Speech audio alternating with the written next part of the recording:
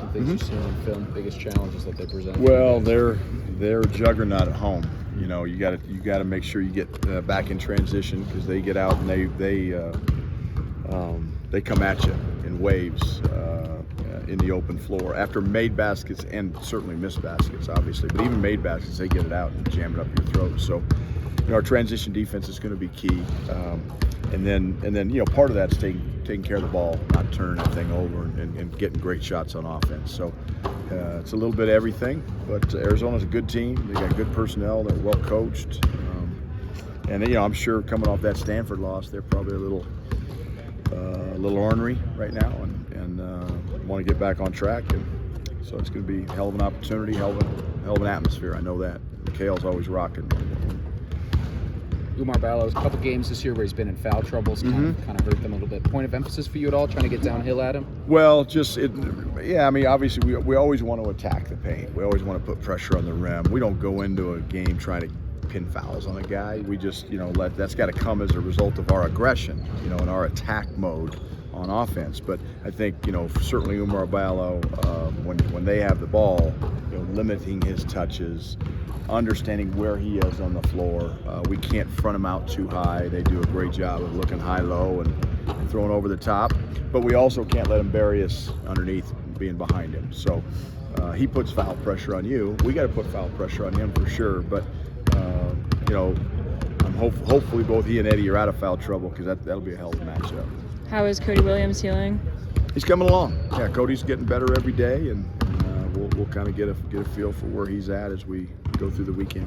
But it might be a game time decision for Arizona? I don't know. We'll see. Yeah, I don't know. I don't know if it'll be game time, but you know, those decisions are out of my control. Yeah. So I don't worry about things that aren't in my control. As you do get healthier, whether that's Thursday or Saturday or next week, how does a weekend stretch like the last two games where Carrington gets a lot of minutes, Ruffins get back into it, Robert's got to get out there? How does that make you feel better about your depth? Well, because when Cody does come back and Tristan does come back, you know, now we can go even deeper into our bench and feel comfortable doing so. Now it's hard to play 10 or 11 guys, you know, it's just part of it. But it's an opportunity for those guys to get minutes and to get experience, which is what they need. They're all young. So one thing we bring off the bench, other than probably Ruff now that he's back, you know, we've not a lot of experience coming off that bench. But that's one of the nice things when, you know, when Tristan and Cody are back, and you know, and Luke and Julian do come off the bench, if that's the way we end up going, it's really nice to bring, you know, two experienced guys off the bench, because now you don't drop down in terms of your play and your mental mistakes. And I think, you know, look, freshmen are freshmen. They're going to make. Joe's going to make mistakes. Hassan's going to make mistakes. BD's going to make mistakes. They're, you know, freshmen are freshmen, and so that's just part of it. You got to live through it. So we'll see. We'll see. It'll be nice to get healthy and be even deeper then. I think the term All-American has been referenced when talking about KJ. When you watch him in this season, how much does he do for this team? He does everything. I mean, he can distribute the ball. He has assist to turnover ratios at a high level.